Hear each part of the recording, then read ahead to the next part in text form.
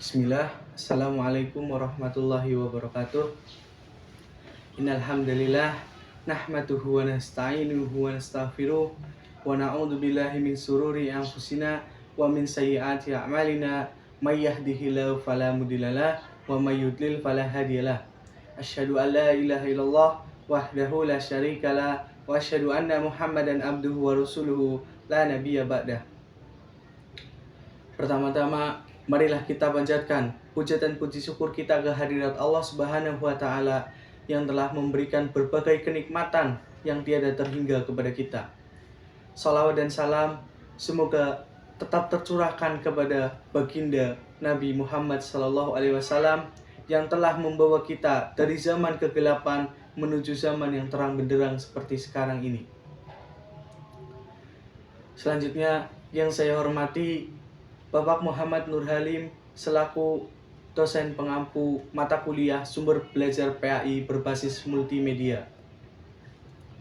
Kemudian di video kali ini saya akan menjawab atau saya akan menjelaskan soal UTS dari matkul sumber belajar PAI berbasis multimedia. Nah, soal yang pertama yaitu jelaskan urgensi pemahaman sumber belajar berbasis multimedia bagi calon guru PAI. Yang dimana menurut saya pemahaman sumber belajar berbasis multimedia itu sangat penting karena di zaman sekarang ini kita sudah memerlukan adanya teknologi karena teknologi yang sudah sangat berkembang luas sehingga kita diharapkan mampu memanfaatkannya secara optimal. Nah, dalam guru PAI atau dalam calon guru PAI ini sangat dibutuhkan sekali pemahaman multimedia karena ya selain teknologi yang sudah sangat berkembang ini, pembelajaran multimedia bisa digunakan sebagai sarana yang dapat mengkolaborasikan, yang dapat kita jadikan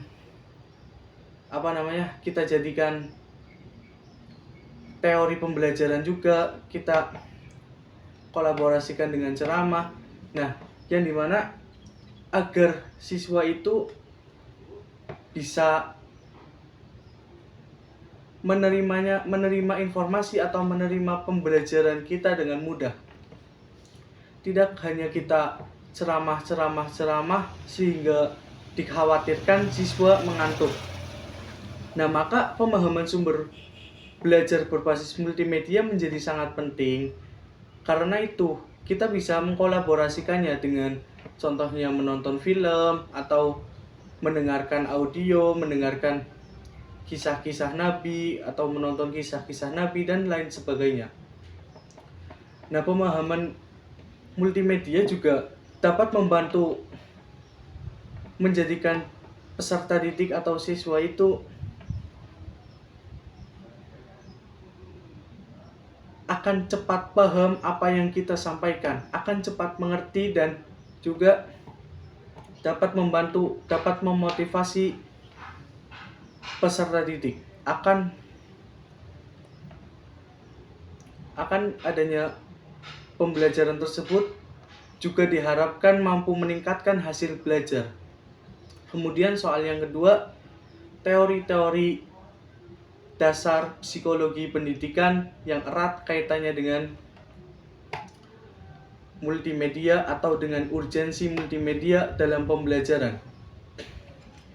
Nah, teori-teori tersebut berupa teori pembelajaran visual, yang dimana teori visual itu dapat membantu mengingat informasi yang diberikan dalam pembelajaran, memvisualisasikannya itu dengan cara adanya gambar, video, dan animasi. Nah, ini dapat membantu mengingat apa yang peserta didik itu dapat membantu mengingat apa yang guru sampaikan ke peserta didik. Kemudian teori yang kedua yaitu teori pembelajaran audio. Nah, teori pembelajaran audio ini bisa kita jadikan sebagai seperti contoh bisa kita masukkan musik di situ agar siswa juga tidak bosan, dan kita dengarkan semisal kayak podcast atau apa, yang dimana teori ini bisa diharapkan efektif melalui pendengaran. Kemudian teori yang ketiga yaitu teori kognitif.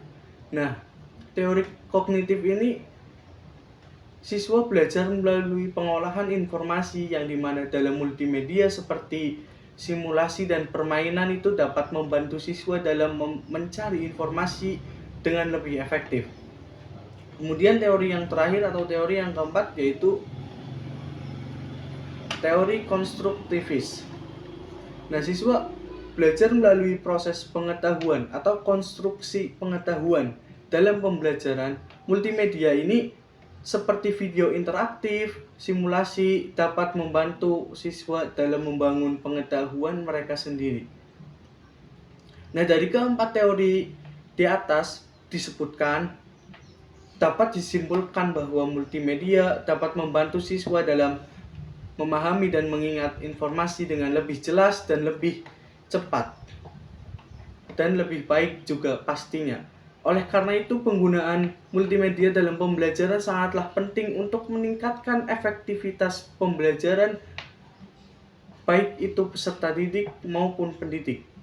Kemudian langsung saja soal yang ketiga, jelaskan minimal 3 aplikasi yang dapat membantu pembelajaran multimedia, pembelajaran PAI berbasis multimedia. Ya, di sini saya mencari 3 aplikasinya di Play Store. Kemudian aplikasi yang pertama yaitu Kisah 25 Nabi dan Rasul. Nah, ini keunggulan dari aplikasi ini yaitu tidak hanya kisah-kisah Nabi dan Rasul, tetapi kisah para sahabat, tabi'in, dan kisah-kisah yang lainnya juga ada di aplikasi ini. Kemudian aplikasi ini itu bisa diakses secara offline, sehingga kita tidak usah memerlukan kuota internet untuk mengakses aplikasi ini. Nah, di aplikasi ini juga ada fitur-fitur doa, zikir pagi dan petang, dan yang lain sebagainya, sehingga kita tidak bosan. Nah, tidak hanya membaca di aplikasi ini, tetapi jika kita bosan karena hanya membaca, di aplikasi ini adanya fitur audio sehingga kita bisa mendengarkannya. Dan jika kita mencari, contohnya kita mencari kisah Nabi Nuh alaihissalam, maka kita tinggal mengklik fitur pencarian. Di sini di aplikasi ini ada fitur pencarian untuk memudahkan kita mencari, dan kita langsung klik saja untuk mencarinya gitu. Kemudian dari kelemahan aplikasi ini, jika kita menyalakan data atau wifi, maka di aplikasi ini akan terdapat muncul banyak sekali iklan. Walaupun di aplikasi ini bisa diakses secara offline, tetapi jika kita menyalakan data maka akan ada banyak sekali iklan. Kemudian kelemahan yang kedua yaitu ada beberapa typo yang ada di dalam aplikasi ini. Kemudian langsung saja aplikasi yang kedua yaitu Cerdas Cermat Islami. Nah, keunggulannya yaitu siswa dapat melatih sebelum ujian-ujian, siswa dapat melatih dengan mengerjakan soal-soal yang ada di Cerdas Cermat Islami. Kemudian ada gamenya yang tidak maksudnya agar tidak bosan, siswa dikasih game di dalam aplikasi tersebut. Dan gamenya itu menurut saya cukup menyenangkan untuk anak-anak SD gitu. Kemudian yang dari segi kelemahannya yaitu mungkin ada beberapa typo seperti jawaban yang harusnya benar kemudian di aplikasi ini disalahkan. Nah, itu mungkin adanya kesalahan dari aplikasi sananya gitu. Kemudian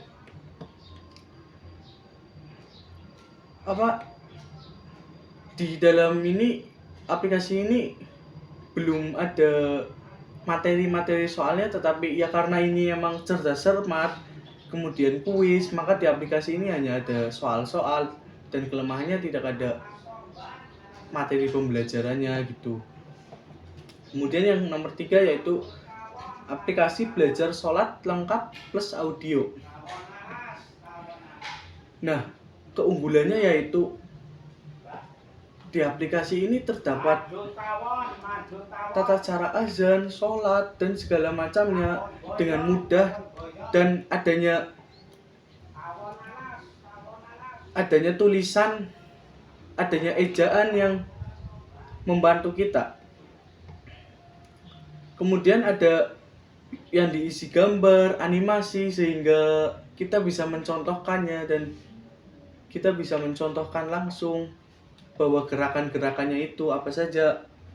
Nah, kelemahan dari aplikasi ini yaitu bacaan yang dalam aplikasi tersebut ejaannya itu terlalu cepat, sehingga orang-orang atau anak-anak yang ingin emang benar-benar mau belajar sholat dari nol itu susah untuk mengejar bacaannya. Karena yang bacaannya terlalu cepat, ya mungkin kalau orang-orangnya sudah bisa sholat, orang-orang yang sudah sering sholat, mungkin dengan bacaan yang seperti ini dianggap normal lah. Tetapi kalau orang yang baru sholat atau orang yang baru belajar sholat, ketika ingin belajar sholat kemudian mendownload aplikasi ini akan susah mengejar bacaannya, dan tidak ada tambahan kunut di sholat subuh, tidak adanya kunut. Mungkin bisa ditambahkan kunut di aplikasi ini.